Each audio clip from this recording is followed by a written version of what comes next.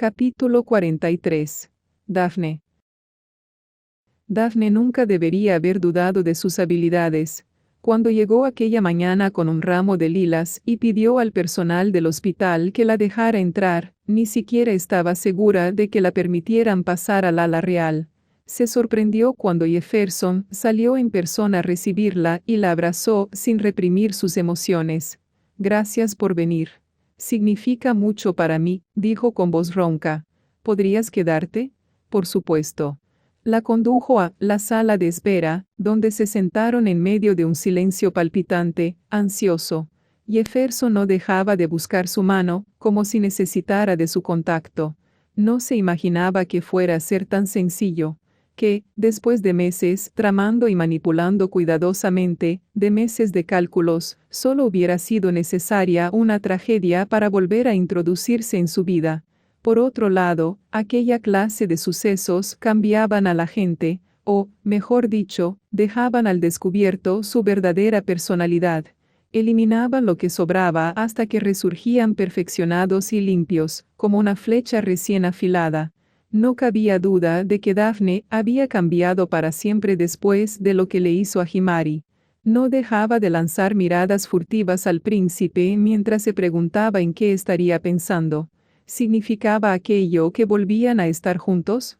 Al final de su conversación de la noche anterior, habían acordado seguir siendo solo amigos de nuevo, pero los amigos no se pasaban todo el día sentados juntos, cogidos de la mano, en la sala de espera de un hospital, no. Una vocecita aguda dentro de su cabeza le recordó que aquella mañana se había despertado al lado de Ethan, que había pasado directamente de Jefferson a su mejor amigo, otra vez, y haberse acostado con Ethan la llevaba a sumergirse en un oscuro túnel de recuerdos de todas las cosas horribles que habían sucedido después de que se enrollara con él por primera vez. No le gustaba pensar en ello. Daphne tenía un código moral muy flexible, pero ni siquiera ella era capaz de asimilar lo que había hecho. Su mejor opción era compartimentalizarlo, guardarlo en una caja oscura y dejarlo en paz. La mayor parte del tiempo, le funcionaba. Sin embargo, después de las palabras de Ethan, después de pasarse la mañana allí esperando la llegada de buenas noticias, igual que las había esperado el día de la caída de Himari, la caja se había abierto, y ahora todos los recuerdos regresaban a ella. Daphne sentía la acuciante necesidad de hablar con alguien, de quitarse ese peso de encima.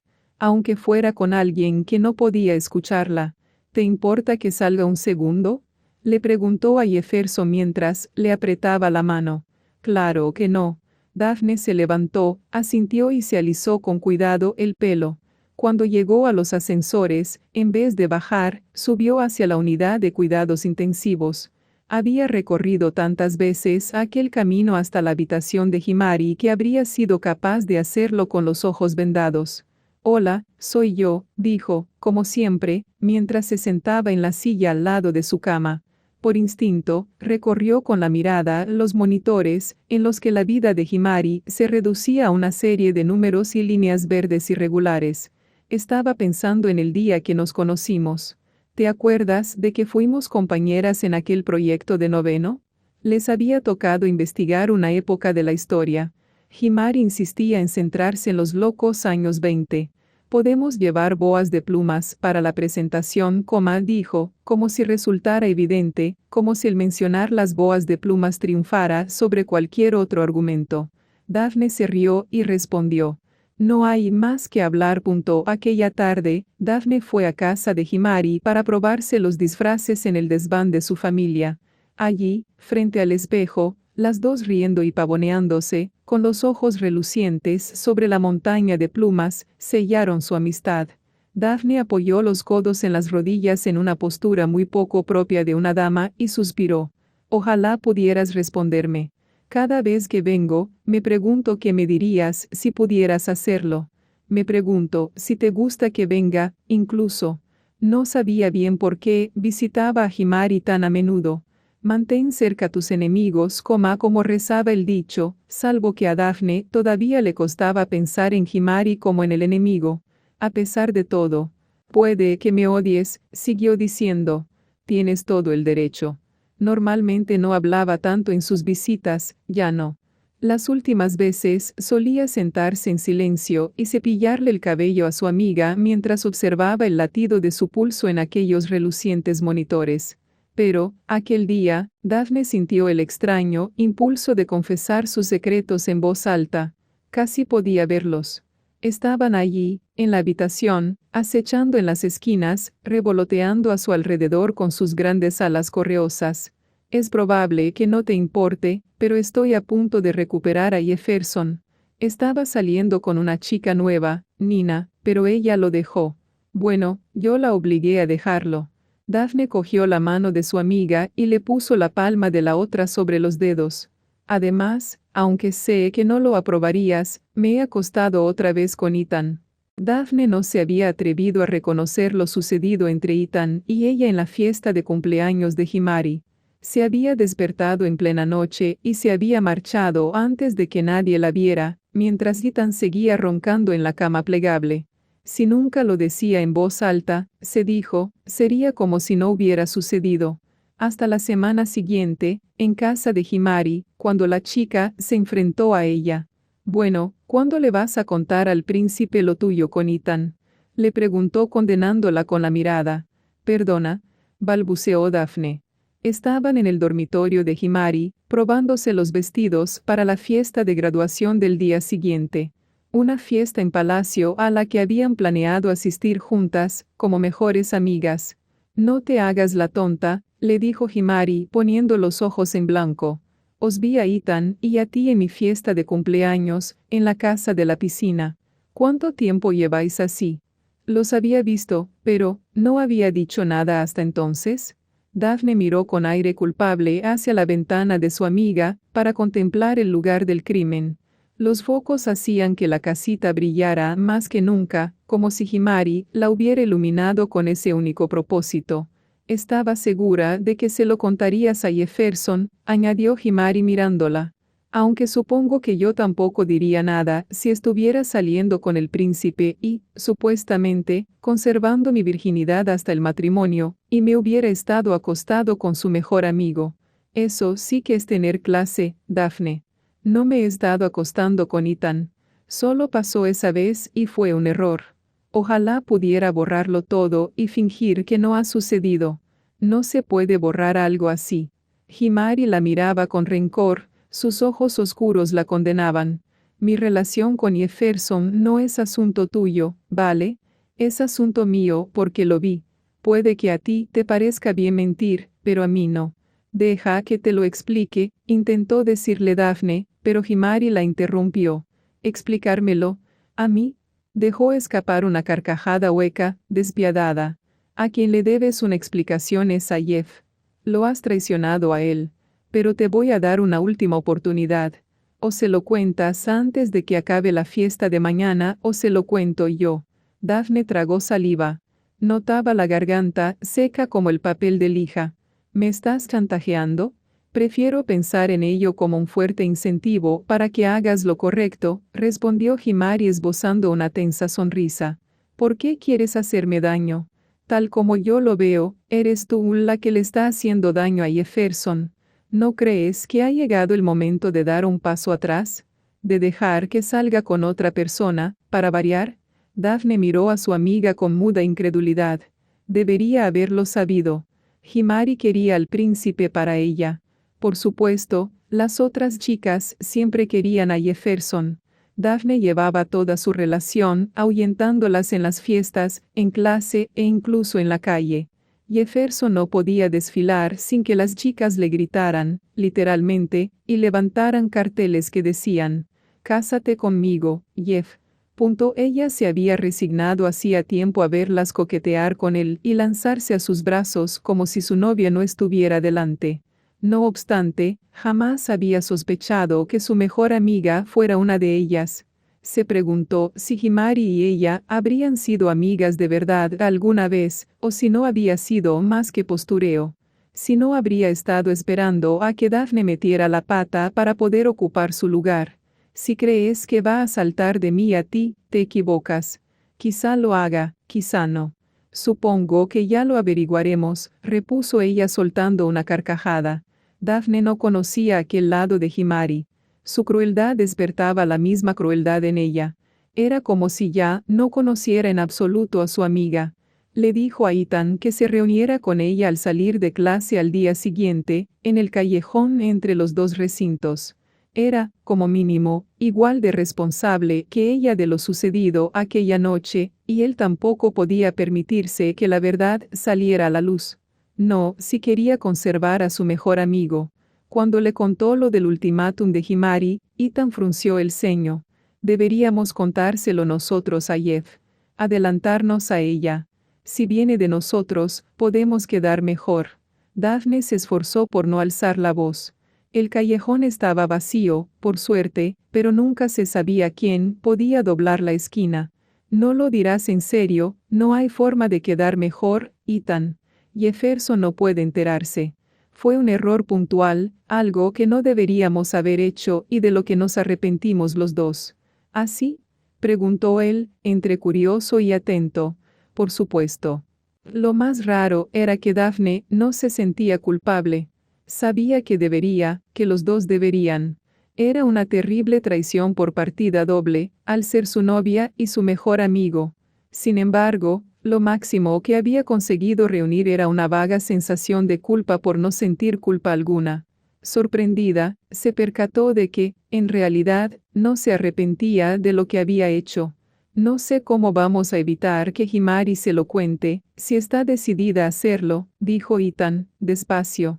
Daphne puso los ojos en blanco, frustrada. ¿Por qué no parecía más decidido a arreglarlo? Puede que podamos desautorizarla, meditó pensando en voz alta. Sus zapatos aplastaban los guijarros mientras se paseaba de un lado a otro del callejón. Su cabeza daba vueltas, los pensamientos encajaban como los engranajes de un reloj, repasando 1000 posibilidades por segundo.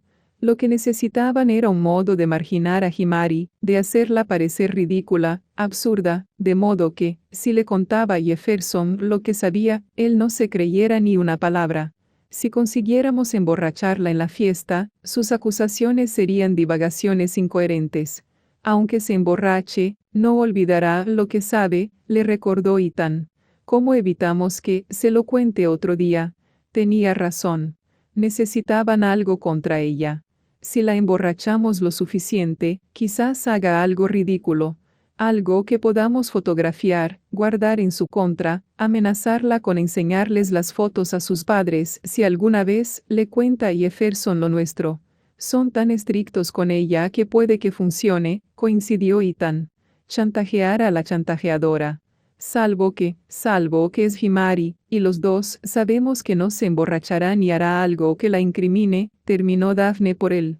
Por mucho que la gente le insistía en que se soltara un poco, Himari nunca se bebía más de una copa de vino. Le daban demasiado miedo los castigos de sus padres. La única vez que las habían pillado a Daphne y a ella bebiendo refrescos con alcohol en la terraza, habían amenazado con enviar a Himari a la escuela militar si volvía a hacerlo. Un pánico frío recorrió a Daphne y le borró de la cabeza cualquier otro pensamiento. Fue solo entonces, con la mente brutalmente vacía, cuando supo cuál era el plan. Ni siquiera era como si se le hubiera ocurrido a ella, sino como si alguien se lo hubiera escrito en letras de imprenta y ahora, por fin, fuera capaz de verlo. ¿Qué es? Le preguntó Ethan al comprender su expresión. Podríamos conseguir que pareciera borracha. ¿Qué sugieres, que la droguemos? Preguntó Ethan en broma. Al ver que Daphne no se reía, abrió mucho los ojos, inquieto. Escúchame primero, dijo Daphne a toda prisa. Podríamos echarle algo en la bebida, no mucho, solo una dosis mínima. Si dice algo, parecerán tonterías de borracha. O puede que se desmaye en el sofá antes de decir nada. Todos pensarán que ha bebido demasiado deprisa. Y no estará en condiciones de chivarse. Le haremos fotos, por si acaso, para amenazarla con ellas en el futuro. Daphne, dime que estás de coña, por favor. Así que Ethan no iba a ayudarla. Vale, pues lo haría sola. Como lo hacía todo. Da igual. Tienes razón, respondió, aunque tan deprisa que no terminó de convencerlo. encontraré otro modo. Pero, por supuesto, para Daphne nunca había más de un modo. Ella solo sabía seguir adelante, siempre adelante.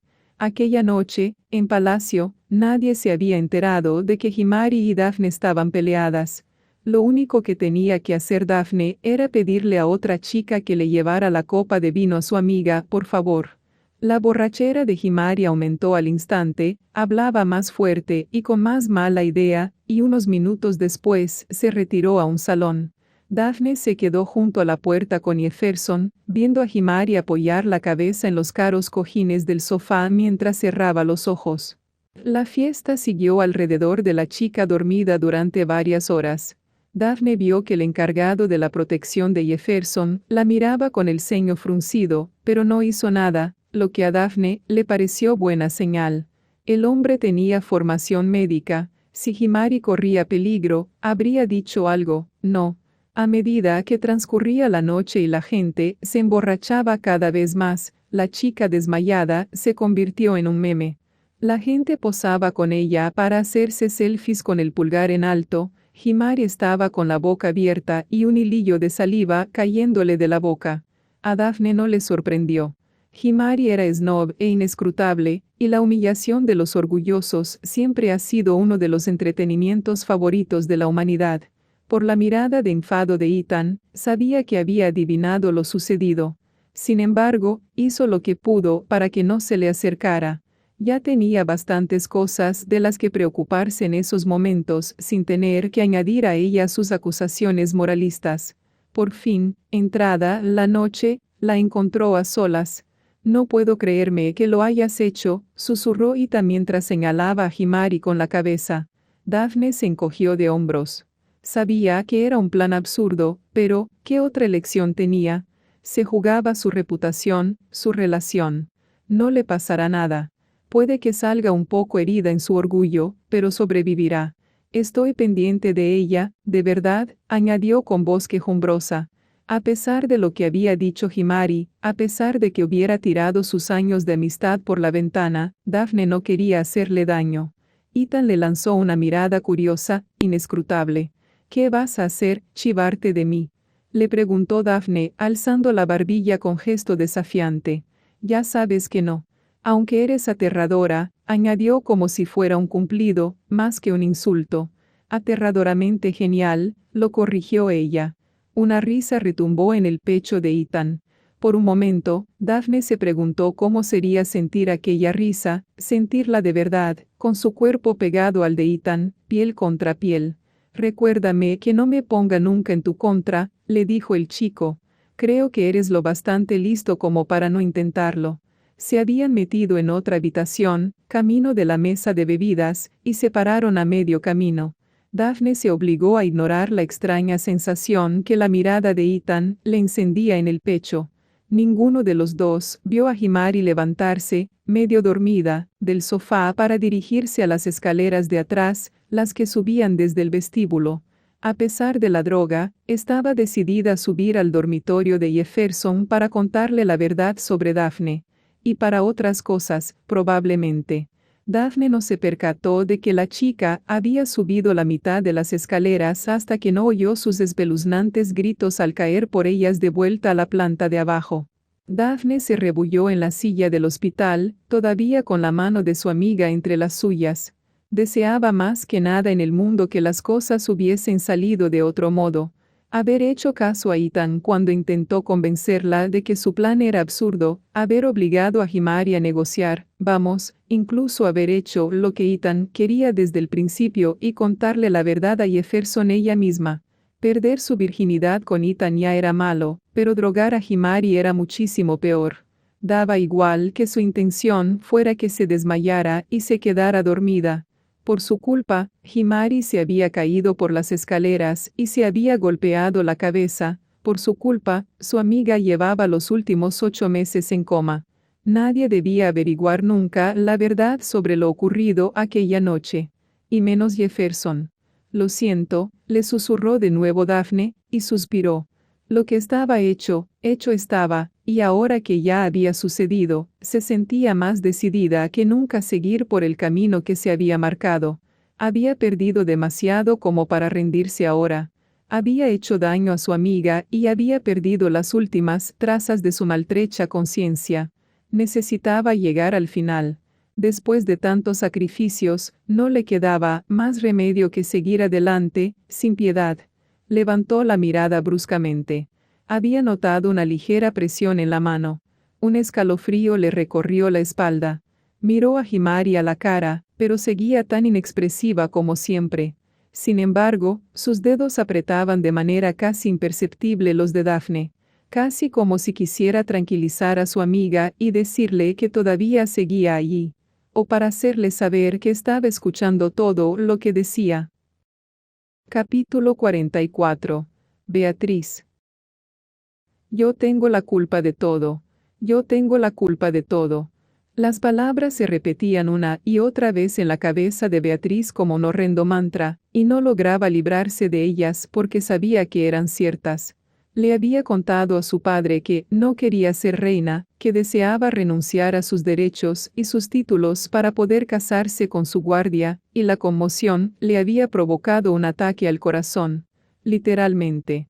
Padre nuestro, que estás en los cielos, todas las oraciones que Beatriz memorizó de pequeña le llegaron de golpe, sus palabras le llenaban la garganta. No dejaba de recitarlas porque tenía que mantener la mente ocupada, porque le servían de arma contra su arrollador sentimiento de culpa. El amor todo lo cree, todo lo espera, todo lo soporta. El amor nunca deja de ser punto, pero, ¿de qué clase de amor hablaban esos versículos? De la clase de amor que sentía por Connor, del que sentía por su padre o del amor protector que sentía por su hermana. ¿Y el amor que sentía Beatriz por su país? Si su padre moría, no era capaz de terminar la frase. Quería gritar, aporrear la pared y aullar su angustia, pero todavía le quedaba dentro una pizca de fuerza que se negaba a dejarla hundirse. Connor estaba allí, de uniforme. Permanecía a un lado de la sala de espera, sin estorbar, intentando mirar a Beatriz a los ojos, aunque ella se negaba por completo.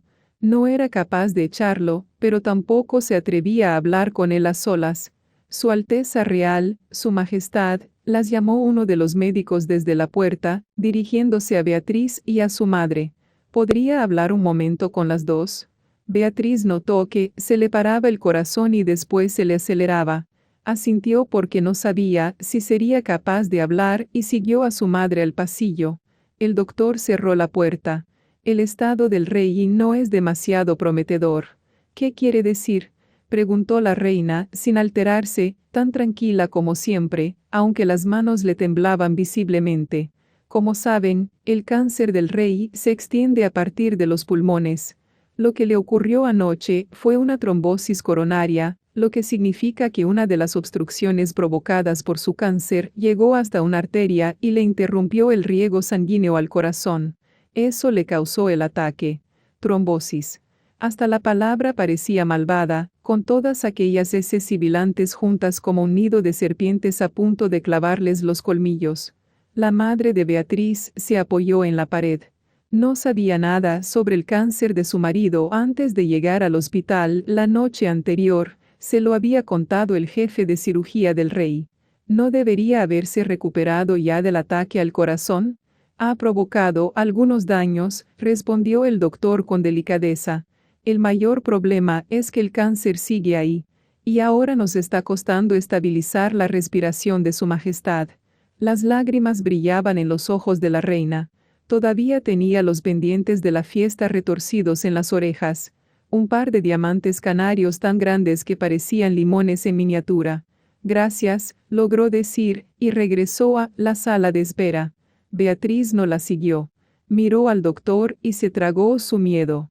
Aunque ya sospechaba la respuesta, tenía que preguntarlo. ¿Se puede producir una trombosis coronaria por culpa de un momento de estrés? ¿De estrés? Preguntó el doctor, sorprendido pero educado. ¿A qué os referís? Si anoche hubiera sucedido algo que sorprendiera mucho a mi padre, algo que no se esperaba, explicó torpemente. ¿Podría eso haberle provocado el coágulo?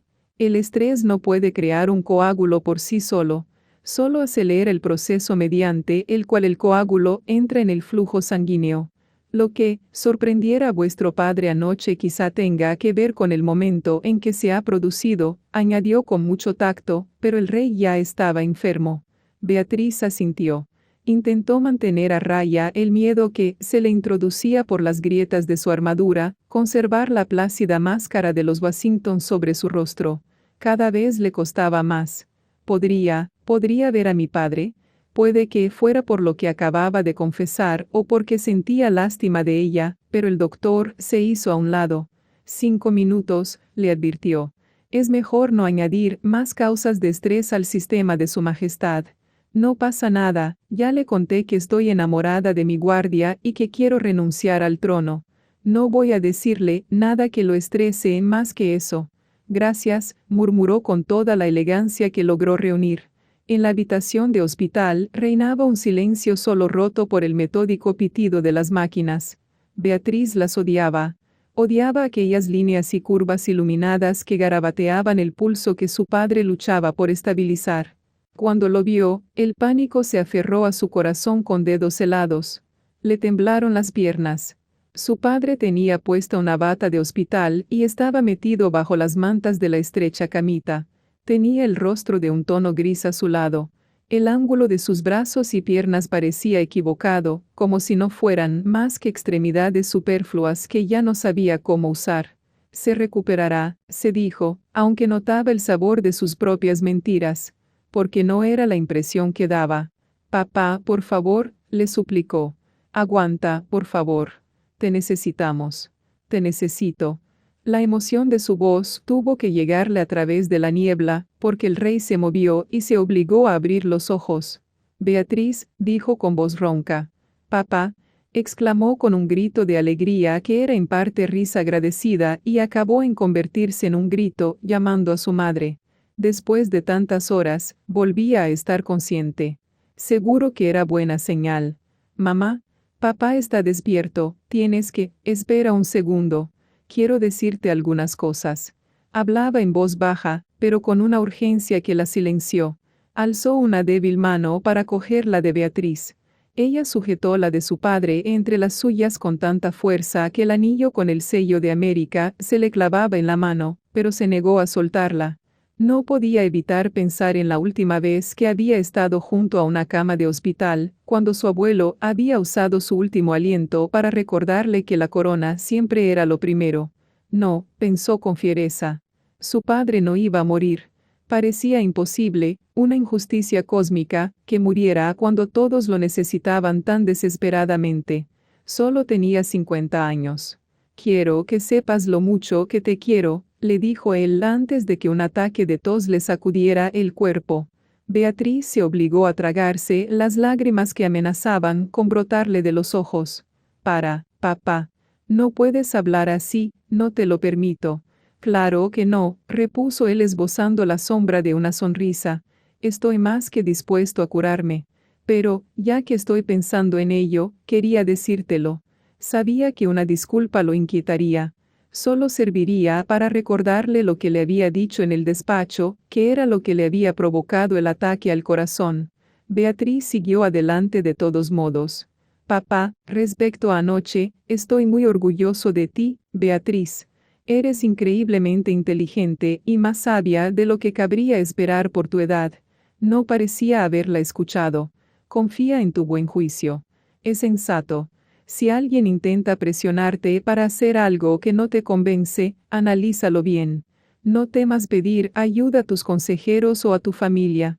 Hay mucho glamour, mucha pompa y circunstancia. No olvides, empezó a perder la voz, pero se obligó a decir las últimas palabras, aunque en un susurro. No olvides que se honra al puesto, no a la persona. Beatriz se aferró a él, como si pudiera mantenerlo allí gracias a su fuerza de voluntad. Papá, lo siento. Lo de Teddy, no temas enfrentarte a tu oposición. No te resultará fácil, como mujer joven, llevar a cabo un trabajo que la mayoría de los hombres se creen capaces de hacer mejor. Aprovecha esa energía tuya, tu tosudez, y sé fiel a tus creencias. Hablaba despacio y con cuidado, con seguridad, aunque cada palabra fuera subrayada por una tos. A Beatriz le daba la sensación de que lo había memorizado, de que había estado allí tumbado, en aquella cama de hospital, preparando aquel discurso en su cabeza, en los momentos en los que recuperaba la conciencia. Papá, dijo con voz débil, ayudarte a prepararte para este puesto ha sido el mayor honor de mi vida. Vas a ser una reina magnífica. Te quiero, papá, respondió ella mordiéndose el labio para no llorar. Yo también te quiero, Beatriz, dijo él con mucho sentimiento. Sobre lo de Connor, y Teddy, echó la cabeza atrás sobre las sábanas, cerró los ojos con un aleteo de párpados, como si el esfuerzo hubiera sido excesivo. Beatriz dejó escapar un sollozo de angustia. No era necesario que terminara la frase, porque ya sabía lo que pretendía decir. Le estaba diciendo que tenía que renunciar a Connor, casarse con Teddy y dar inicio al resto de su vida. Sintió que algún eje se movía y giraba en lo más profundo de su ser. Era el engranaje que silenciaba su parte humana y dejaba que tomara el mando la parte que respondía ante la corona. Su Alteza Real, dijo el doctor al abrir la puerta. Creo que ha llegado el momento de dejar descansar al rey. Pero, empezó a decir ella, que no quería dejar a su padre así, después de haber invertido tanta energía en su discurso. Se sentía como si tentara al destino. No pasa nada, Beatriz. Me quedaré con él un rato, dijo la reina, que apareció en el umbral. Se había lavado la cara y retocado el maquillaje con la clara intención de ocultar el paso de las lágrimas. ¿Por qué no sales? Podrías llevarte a Sam y a Jeff. Seguro que a la gente le gustará veros. Muchos de ellos han venido de muy lejos para estar aquí. Lo que menos le apetecía en aquellos momentos a Beatriz era salir a saludar, pero le faltaba la fuerza emocional suficiente para negarse. Vale. Volveremos pronto. Le dio un último apretón a la mano de su padre y se fue a avisar a sus hermanos y a Connor. Sam y Jeff aceptaron de inmediato el plan. Es una buena idea, dijo Sam en voz baja mientras se pasaba una mano por la coleta. Teddy, vendrás conmigo, ¿vale? Le preguntó Beatriz, aunque estuvo a punto de rompérsele la voz mientras le ofrecía la mano. Será bueno para el país que nos vean juntos en estos momentos. Se hizo el silencio durante un segundo. Beatriz veía la pregunta en los ojos de Teddy y el rencor que irradiaba Samantha al percatarse a ambos del significado de sus palabras. No podía anular el compromiso con Teddy, no en esos momentos. No después de que la amenaza de abandonarlo hubiera enviado a su padre al lecho de muerte, literalmente. Nadie dijo nada mientras se dirigían al ascensor y salían para saludar a la multitud que esperaba en la puerta. Hacía una tarde soleada, y el cielo tenía un azul bizantino que no encajaba en absoluto con lo que sucedía en el interior del hospital. La luz dorada los bañaba, y Beatriz deseó poder protegerse los ojos o llevar gafas de sol. Se vio obligada a parpadear hasta que se acostumbró. El aire era frío y cortante. Respiró hondo, como si, al inhalar el doble, lograra respirar también por su padre. Después se volvió hacia el público expectante. Beatriz no recordaba la última vez que había sido testigo de un saludo tan lúgubre. Normalmente eran festivos, porque solían formar parte de desfiles o fiestas. Niños vitoreando y agitando banderas, pidiéndole que posara para selfies o que les firmara un autógrafo. Aquel día se limitó a estrechar manos y aceptar unos cuantos abrazos. Mucha gente le daba flores con notas o tarjetas para su padre. Murmuró agradecimientos y se las pasó todas a Connor. Al hacerlo, le rozaba los dedos como por descuido, en un contacto silencioso y egoísta. Incluso después de alejarse de él, notaba el peso de sus ojos grises. No sabía cómo encontraría la fuerza necesaria para renunciar a él después de todo lo que habían pasado juntos. Se obligó a no pensar en ello. Se concentró en asentir y estrechar manos, en obligar a sus labios a recitar cadenas de frases una y otra vez. Gracias por estar aquí. Apreciamos mucho sus oraciones. Su presencia significa mucho para mi padre. Por una vez, aquello resultaba un alivio, ya que podía dejarse llevar por su formación y convertirse en una marioneta de sí misma, permitiendo que el ritual tomara el mando. Era vagamente consciente de que Teddy hacía lo mismo a pocos pasos de ella. Sam, por otro lado, se había retirado lo más lejos posible de Beatriz. Todavía sentía la mirada de su hermana clavándole puñales en la espalda. Sabía que Sam estaba enfadada con ella por aparecer con Teddy en público, cuando había dicho que iba a anular el compromiso. De vez en cuando, Beatriz cogía una botella de agua para darle un trago con la esperanza de calmar el estómago, que, de repente, sentía muy vacío. O quizá fuera ella la que estaba vacía. Quizá fuera tan fría como siempre había pensado su hermana, quizá solo la impulsara el deber. Se sentía tan hueca e inhumana como aquella botella de plástico, completamente vacía por dentro. No lo supo hasta que el cirujano de su padre salió corriendo a la entrada de St. Stephen. El doctor avanzaba dando tumbos, como un fantasma con bata blanca, seguido de la reina Adelaide. Lord Robert Standish se quedó paralizado con decenas de ramos de flores en los brazos. Los dejó caer al suelo, conmocionado, y las rosas, los tulipanes y las delicadas fresias blancas cubrieron los escalones como si de una alfombra de lágrimas se tratara.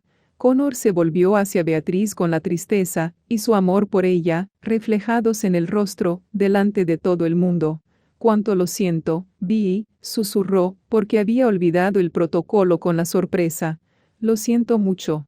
Todo el mundo daba vueltas, la gravedad cambiaba, y Beatriz sentía como si hubiera chocado con el muro más duro del mundo.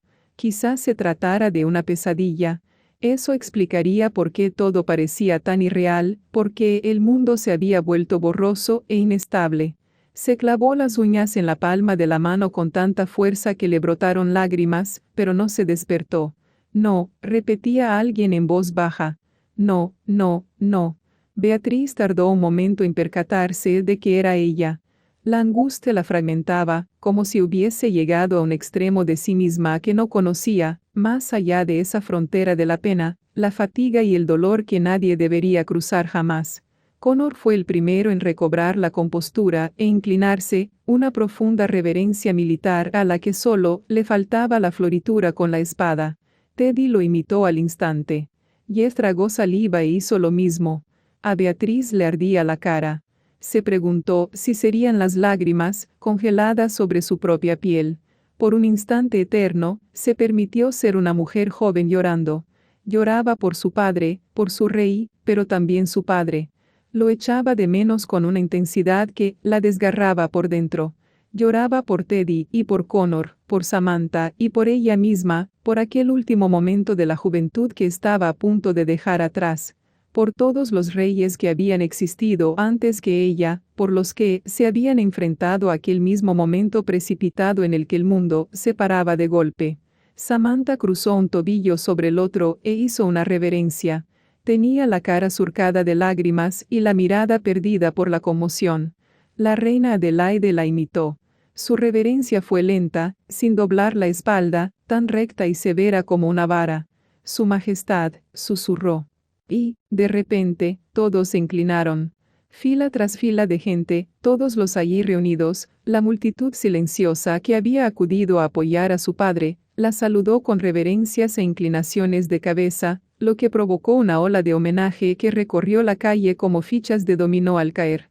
Se oyó un crujido sobre ellos. Todos miraron arriba cuando la bandera americana bajó hasta media asta y su tela ondeó al viento. El estandarte real se quedó donde estaba. Era la única bandera que no se bajaba nunca, ni siquiera después de la muerte de un soberano, puesto que, en cuanto moría un monarca, otro se investía de inmediato. El rey ha muerto, larga vida a la reina. Ahora, el estandarte real representaba a Beatriz. Cientos de ojos estaban pendientes de ella, mientras las lentes de las cámaras se preparaban para dar testimonio. Beatriz sabía lo que se esperaba de ella en esos momentos, lo que una heredera al trono debía hacer en su primera aparición como reina. Ella y su maestro de etiqueta lo habían hablado una vez, hacía muchos años, aunque entonces le había parecido algo abstracto y lejano. De repente se sentía agradecida por haber mantenido aquella conversación, por tener aquel momento ya planificado para ella, por contar con un guión al que recurrir, dado que su mente estaba entumecida. Beatriz miró hacia los congregados e hizo una profunda reverencia, muy respetuosa, y mantuvo esa posición. Con la cabeza gacha y las lágrimas cayéndole por las mejillas, había dignidad y elegancia en cada curva de su cuerpo. Beatriz realizó el movimiento a la perfección, como una bailarina, para honrar al pueblo al que su padre había servido y prometerle que ella también daría la vida a su servicio. Aquella reverencia era un símbolo del compromiso que adquiría como nueva monarca. Se quedó así hasta que oyó doblar las campanas de la iglesia del otro lado de la calle, anunciando la muerte del rey. Otras campanas sonaron por toda la ciudad, recorriendo la capital con su nota sombría. Beatriz se imaginó a la gente paralizada delante del televisor o de la radio, o viendo la cobertura en directo en sus móviles, como si, por un momento, el ajetreo y el clamor de todo el mundo moderno hubieran guardado silencio. Cuando por fin se enderezó, ya no era la princesa Beatriz. Se había convertido en su majestad Beatriz Regina, reina de América. Dios salve a la reina. Fin del libro.